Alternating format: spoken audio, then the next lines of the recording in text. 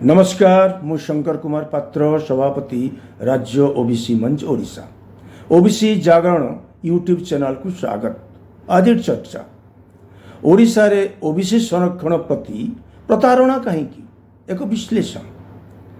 भारत एक जाति प्रधान देश अर्थात सामाजिक व्यवस्था जाति आधारित मोटामोटी भावे कौन सी जाति आधार ही आगुआ बा पछुआ विडंबना जे जो माने पछुआ से माने कर्मठ और कुशली किंतु जाति आधार रे निम्न और सामाजिक शिक्षागत पछुआ वर्गर जो माने अछुआ से माने एससी पछुआ वर्गर जो माने सामाजिक मूल स्रोतरु बाहर रही गले से माने एसटी जो माने जनपद रे रहिले सत किंतु सामाजिक सम्मान पाइले नहीं और शिक्षारू वंचित हेले से माने अन्यान्य पछुआ वर्ग बा ओबीसी।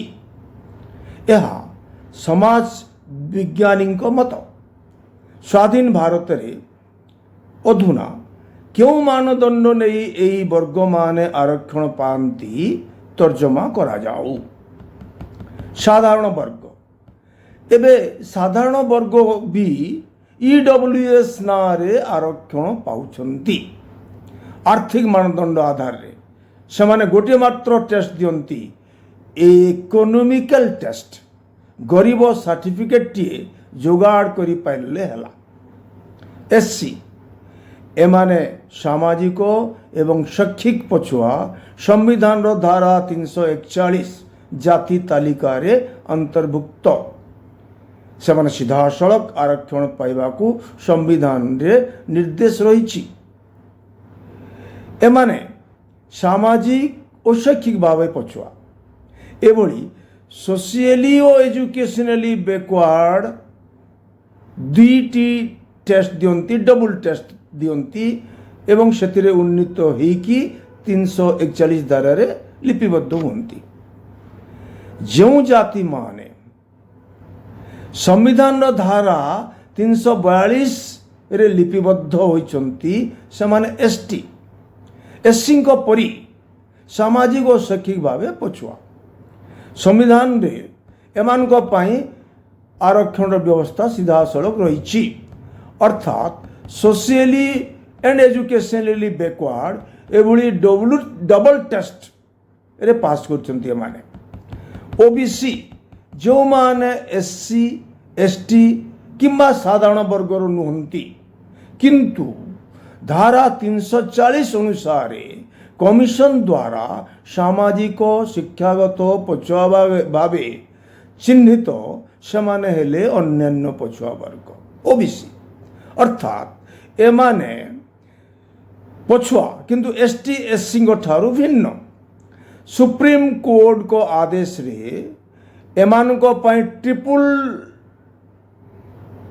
टेस्ट देवाकू पड़े कहीं क्रीमी लेयर लगाई एमान को क्रीमी लेयर गोटे सर्त एमान को पाई एमाने सोशियली एजुकेशनली और इकोनॉमिकली बैकवर्ड एपरी तीनोटी टेस्ट क्लियर करंती। अतएव अधुना केंद्र रे आरक्षण पाई जनरल वर्गों को गोटे टेस्ट एससी एसटी को दुईटी टेस्ट और ओबीसी को तीनोटी टेस्ट देवाकू पड़े। ता छड़ा 50% सीमा रेखा तो रही।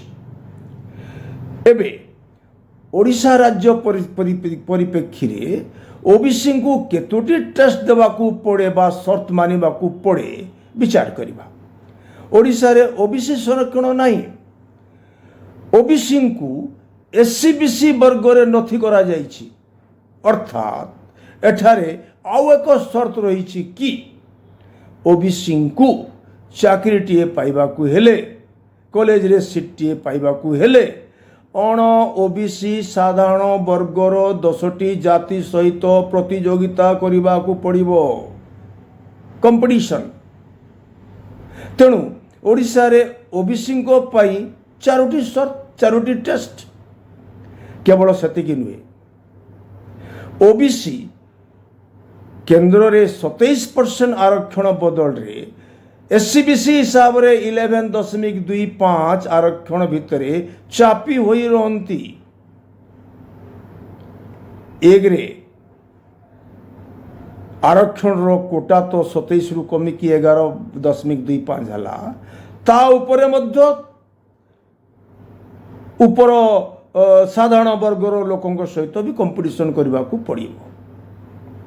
राज्य सरकार चाहिले भी संरक्षण सीमा 11.25 रु अधिका बढ़ाई पारिबे नहीं।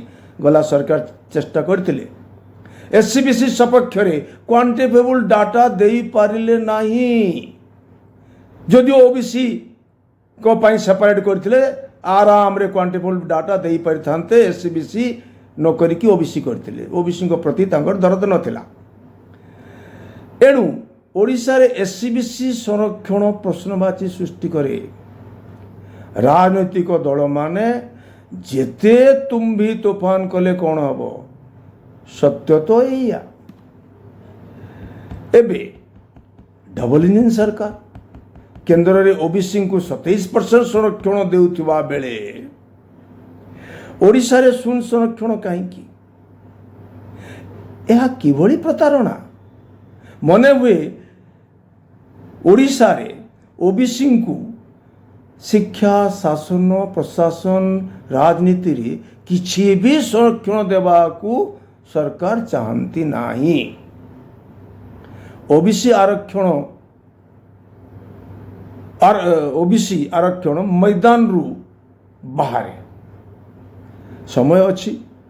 सरकार अलग रूपे आईन करी ओबीसी को 27% आरक्षण दे 52% बाहवा नियंतु कि मना करुछि। यहा उपरे आगामी दिन रे आहुरी तर्जमा करा जिवो। सरी नहीं तर्जमा। ए चैनल को सब्सक्राइब करंतु। ओबीसी मंच रे जॉइन करंतु। धन्यवाद।